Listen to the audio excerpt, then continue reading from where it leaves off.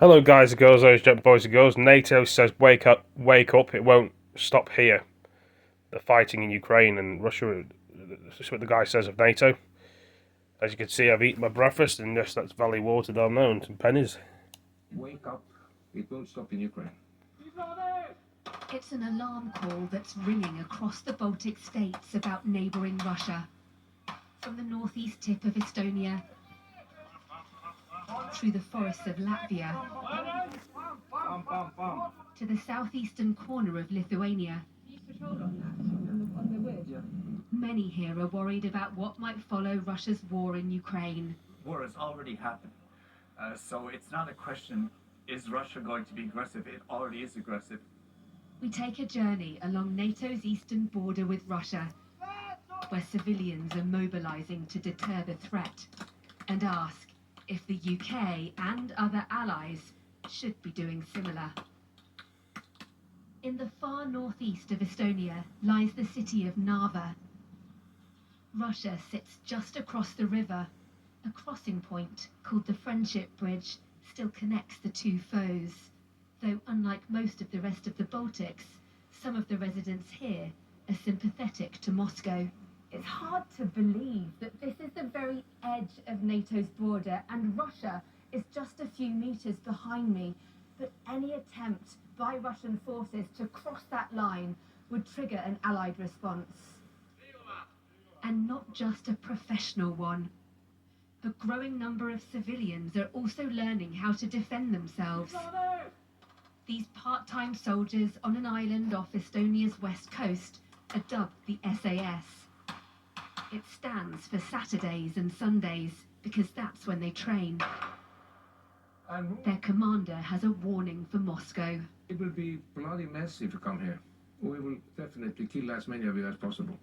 And what's your message to other NATO countries that maybe aren't doing as much to mobilise their... It won't stop in Ukraine. If we don't stop them there, they will come further and further. Some of these volunteers joined the Defence League in part because of the war in Ukraine.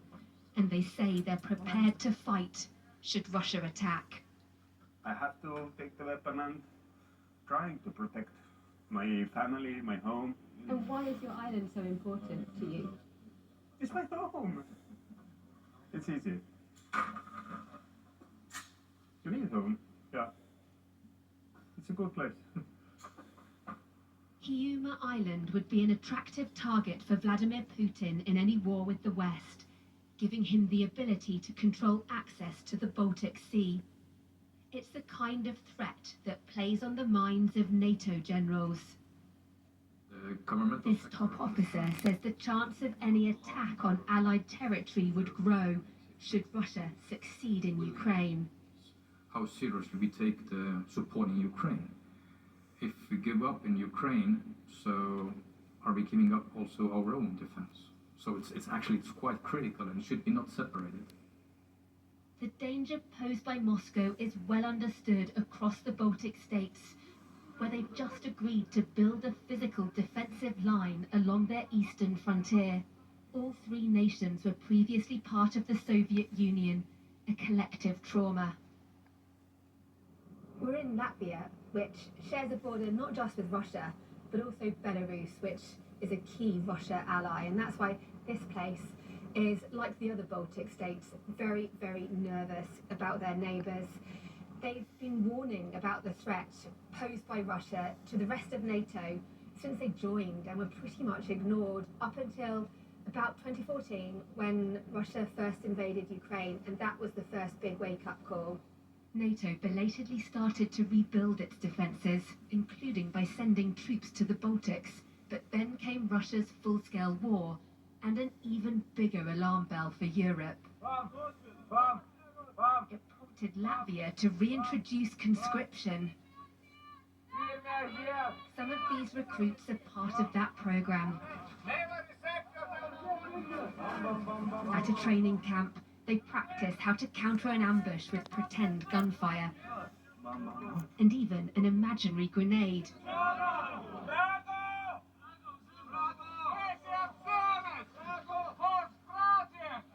This 18-year-old is a voluntary conscript.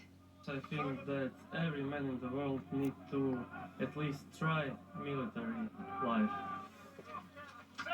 The main aim of this expanding force is to deter an attack. I visited our troops and their It's a threat Latvia's foreign minister underlined as he too championed the merits of conscription at a recent security conference. war has already happened. So it's not a question, is Russia going to be aggressive? It already is aggressive. The point of the draft is to beef up capable and equipped and trained reservists. And do you think it would make a difference if Britain sort of started doing conscript, for example? I think it would make a difference if any European country, and of course the larger countries, it would make a bigger difference. But the UK's Defence Secretary is against the idea of training up any citizen army. Everyone knows that in a wartime, First World War, Second World War scenario, of course countries have to make other arrangements. That's not the position that we're in now. We have absolutely no plans to do that now. Yet perhaps lessons can be drawn from Latvia, where conscription is about so much more than guns and uniforms. Es domāju, ka pats svarīgākais šeit ir viņu. I think that the most important thing is to awaken the desire to protect and defend your country, to awaken the patriots in them so that they have the courage to stand up against the enemy if needed. Stāties ienaidniekam, ja tas būs nepieciešams pretī. Driving through the Baltics, the sense of unity is clear. Our final stop is the southwest corner of Lithuania, which borders Kaliningrad, a heavily fortified Russian exclave that also sits next to Poland. The three territories are connected by an area called the Suwałki Gap, which also borders Belarus, a key Russian ally.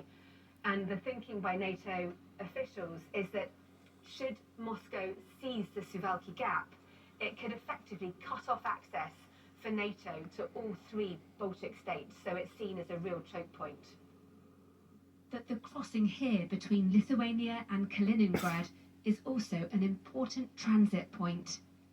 The only way trucks can travel by road to the Russian mainland is through NATO territory and then into Belarus.